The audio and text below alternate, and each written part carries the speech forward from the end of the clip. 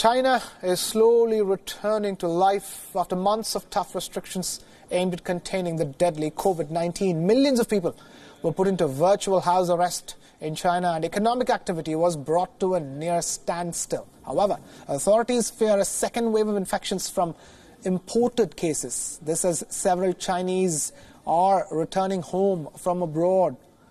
But China has mostly banned international flights. And now we have our correspondent Patrick Falk joining us live from Beijing with the latest. Patrick, talk to us. What is the latest? We do hear and see pictures of Chinese people returning to work, Wuhan returning to normalcy. Talk to us to begin with about what is happening in Beijing.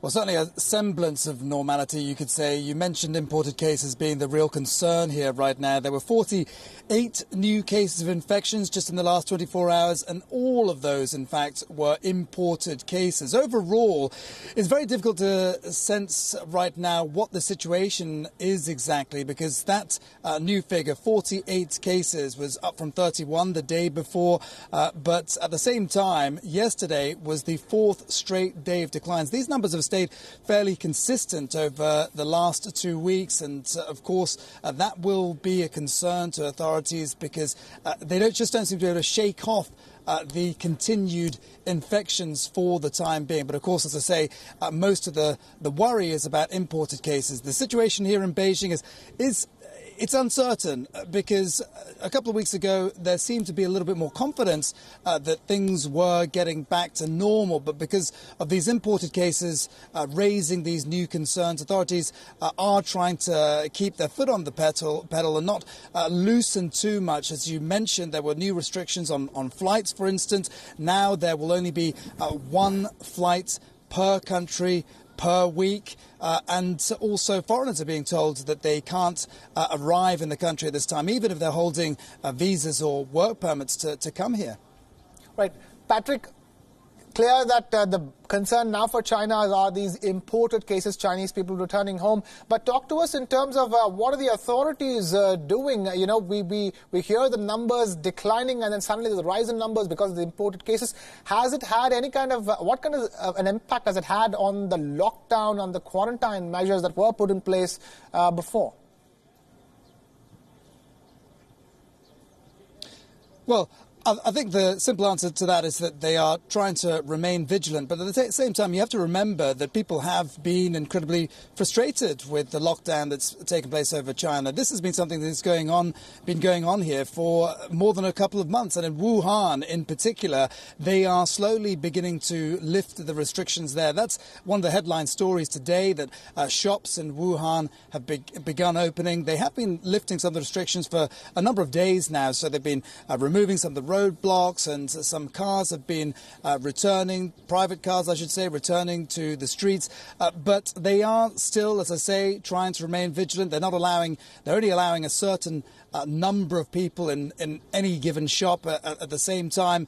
And the official lockdown doesn't end until April 8th. Perhaps that's because authorities still want to take a wait-and-see approach to see whether or not they need to tighten things up again. But as you can imagine, the government is under quite a lot of pressure there to ease up, because the people of Wuhan have suffered a great deal over the last few months, and they are fed up with the situation and want life to get back to normal.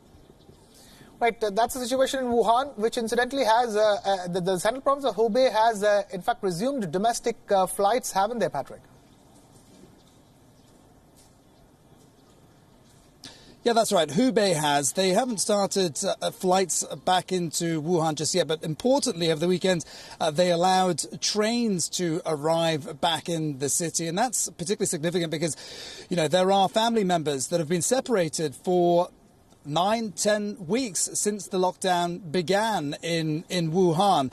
Now, flights and trains leaving the city won't be able to take place again until April 8th. And importantly, they will also require people leaving Wuhan. This is the epicenter of the outbreak where it was first reported.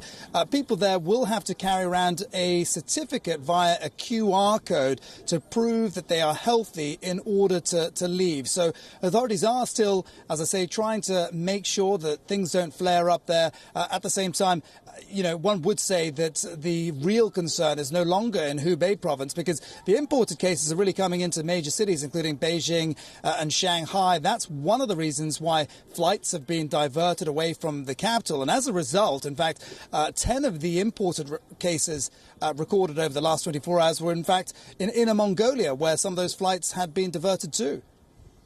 Right. So are you now telling us that the focus, as far as containment in China is concerned, is shifting away from the epicenter, the original epicenter of the outbreak, which is the central Hubei province and Wuhan city, to some of the big cities, because this is sort of a stage 2 for China in terms of nipping out COVID-19? Yeah, that's right. They've really reported a minimal amount of cases in Wuhan over the last couple of weeks, only around 20 in total. And really the imported cases have been, as I say, coming into the major cities, Shanghai, Beijing, Guangzhou. So that is where the focus right now really is for authorities. And of course, there is a big concern about a second wave of this outbreak. You got to remember that when this disease was first being widely reported in January, the central government was able to blame provincial level leaders for allowing this outbreak to happen. But if there is a second wave, then people in China are going to be incredibly frustrated, and it'll be difficult for the central government to deflect any blame at this point. And people may very well be asking, why have we gone through all this hardship only for this second wave to occur? So this is an absolutely critical time for the government. They need to make sure that every effort is made to stop the cases from continuing. Patrick Falk joining us with that live update straight from Beijing. Thank you, Patrick, for being with us, and stay safe while you're there.